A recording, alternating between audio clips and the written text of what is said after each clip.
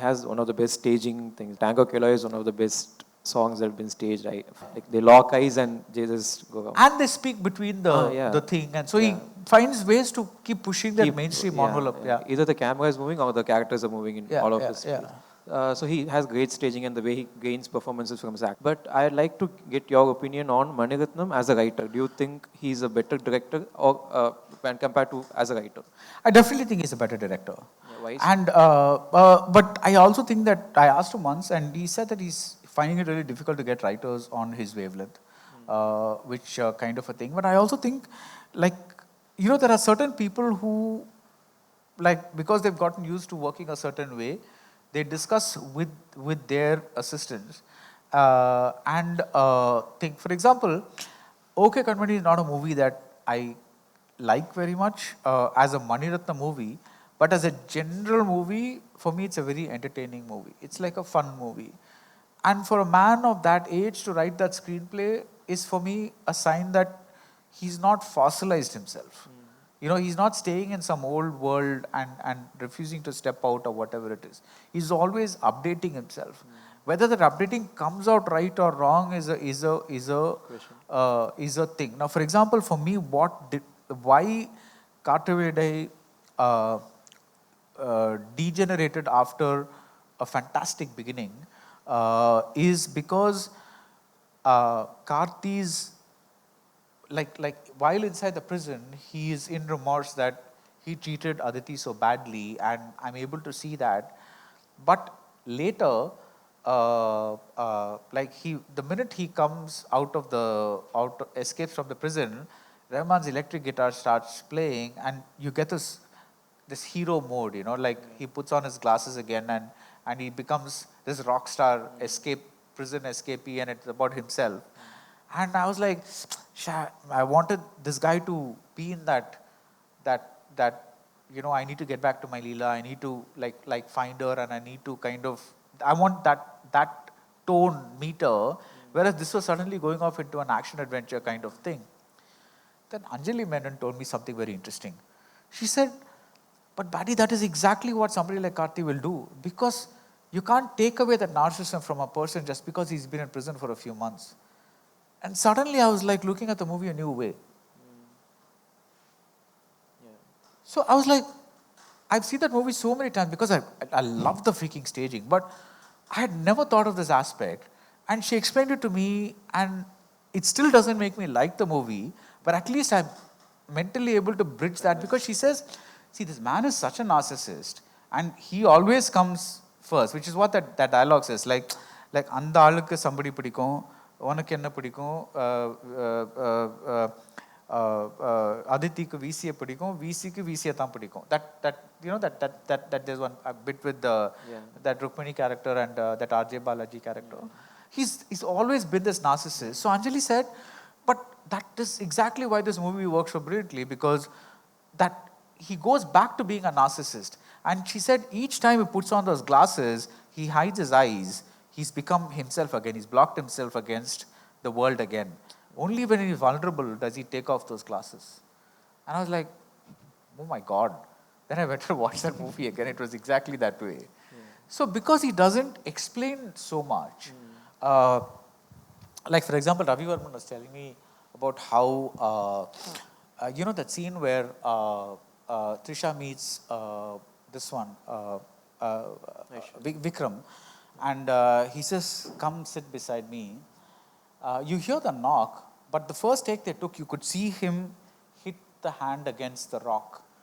But then Maniratnam said, I don't want to see that. It's like, I just want them to hear the knock, because I don't want to see like both the hand hitting that and the sound is giving two bits of information of the same thing. I just want the sound to be heard. So Ravi Varman said, supposing I'm in the sound or but you're still seeing the upper part of his hand. So I have a feeling that his desire to minimize a lot of this and say a lot through the staging itself is making some of us raise our bar in terms of how we are evaluating storytelling. I have a feeling that that I hope it happens. But when we do conversations too, I'll ask him a lot of these questions because I have these questions as well. It's like, why is this happening in this movie? Why is that happening? Why isn't Karthi more remorseful in Karthavide? Like, why? But like when Anjali Menon told me that, I was like, fuck yeah, that makes complete sense. It's like just because you lock up a guy in jail for like 3 months, he's not going. His essence of his character is not going to change. So it's like he's going to behave like a rock star. Dude, I escaped from jail. That's like Pakistani jail. That's going to inform so much of his character. So I think that's not. I'm not saying therefore he's a perfect writer or something like that. But I think a lot of what we find wrong in his films, wrong in quotes, is also because of his constant attempt to try to do something non-cliche. that is not, which is why there is not a lot of wrong things in his earlier films. Yeah. Before Iruvar, right, you won't find a lot of wrong things in his films because he was all were linear, all were explained. Yeah. He was mainly trying to get a hold of the medium and the shots and the thing. He was not really experimenting in terms of telling the story. Yeah. So if you see a Dalapati or a Nayak or whatever it is, nobody is going to have a problem with the screenplay or the writing. He wrote all those movies.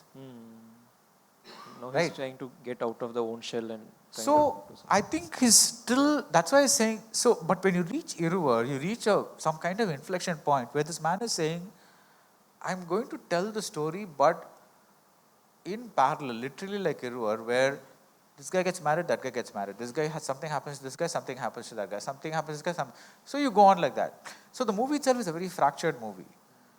And it's, the first time I saw it, I was like, not very sure what to make of it. Over time, I've come to like it a lot. The first time I saw it, I like Santosh's work a lot, more than the movie itself.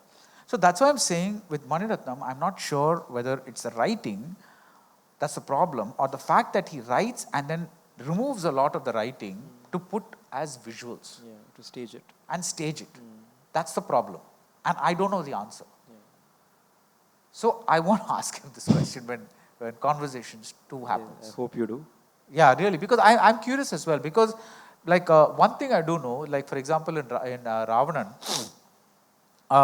they shot it a very linear way. They said, this is way too boring. Let's start it with the interval point. So the interval point is where those 3 police officers are burnt and things like that and all that.